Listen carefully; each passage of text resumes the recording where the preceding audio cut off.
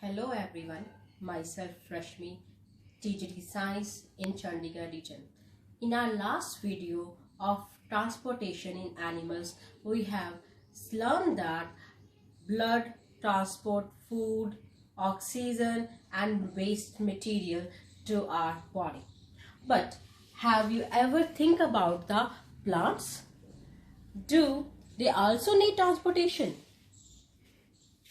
Well, we will today learn about transportation in plants, and in the end of the lesson you will be able to describe the passage of water, minerals and food through root, stem and leaf. Also you will also able to describe the structure of xylem and phloem and describe transport mechanism that take place in. For plants, soil is the nearest and richest source of raw material like nitrogen, sulfur, potassium and phosphorus and other minerals and water. Roots are the main organ for absorption of these substances. Because of large distance between the soil containing organ and chlorophyll containing organ cells, a transportation system is required. Energy needs of a plant is small because they do not move, and a large proportion of their body have dead cells. Because of low energy, they have slow transport system. Plant transport system involve the movement of food from the leaves and the raw materials like water and minerals from the roots. The two pathways are constructed as independently organized conducting tissue. The phloem transport products of photosynthesis from leaves, whereas xylem conducts water and minerals obtained by roots from the soil. Xylem has four components: vessel, trachete, xylem fiber and xylem parenchyma. In the xylem tissue, vessels and trachetes of the root system and the leaves are interconnected to form a continuous system of water conducting channels that reach all parts of the plant. At the roots, cell in the contact with the soil actively take up ions. This creates a difference in the concentration of these ions between the root and the soil. Water therefore moves up into the root from the soil to eliminate this difference. This means that there is a steady movement of water into root xylem, creating a column of water that is steadily pushed up. But this pressure by itself is not enough to move water over the height of tall trees. So plant use another strategy to move water in the xylem upwards to the higher point of the plant body, that is a higher point.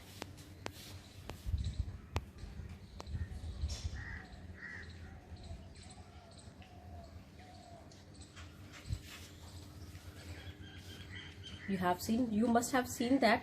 So before discussing it, let's see a setup which I have already done.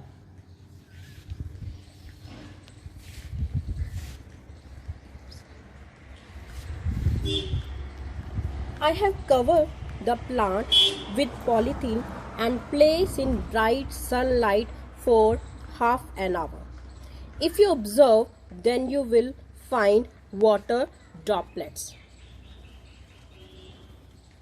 The droplets which you have observed in the setup, it is due to the evaporation of water through stomata and this process is called the transpiration. The water which is lost through the stomata is replaced by the water from the xylem vessels in the leaf. So, in fact, evaporation of water molecule from the cell of the leaf create a suction which pulls water from xylem cells of the root. The loss of water in the form of vapor from the aerial part, these are called the aerial parts of the plant, is known as the transpiration. The transpiration helps in the absorption of and upward movement of water and minerals dissolved from the root to the leaves, and it also helps in the temperature regulation. Two theories explain the upward movement of the water and minerals, that is a root pressure theory, transpiration pull and cohesion, and the adhesion theory. Root pressure theory operates in the transport of water when the soils are well watered and there is a little transpiration, especially at night. During the day, transpiration pull is the main force from the movement of water in xylem. The transport of soluble organic products of photosynthesis from leaves to the all part of the plant is called translocation. It occurs through phloem. Phloem, it is a complex tissue and has 4 components: companion cell, phloem parenchyma, sieve tube, and sieve plates. Sieve tubes along with the companion cell help in the upward and the downward movement of substances. This translocation is bidirectional. Translocation in phloem utilizes energy. Movement of sucrose into phloem using ATP, that is adenosine triphosphate, increases osmotic pressure of the tissue due to water movement. This pressure moves the material in the phloem tissue which have less atmospheric pressure. The movement of substances occurs according to plant need. In spring, new leaves, birds appear which need energy to grow, and therefore food stored in roots or stem is transported in these organs. Students, till now we have discussed about xylem and phloem. We must know the difference between them. If we consider about the direction, xylem transport food, water and mineral in the upward directional.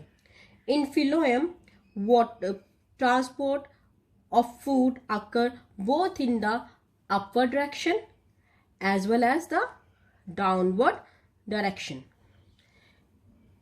In xylem, the mostly cells are non-living, which are vessel, trachea and xylem fiber. In the phloem, mostly cells are living, sieve plate, companion cells, phloem parenchyma, they are living, but phloem fiber is a dead cell. Students, I hope you have understand the topic. Now, try to solve these assignments and stay healthy, stay safe and stay blessed.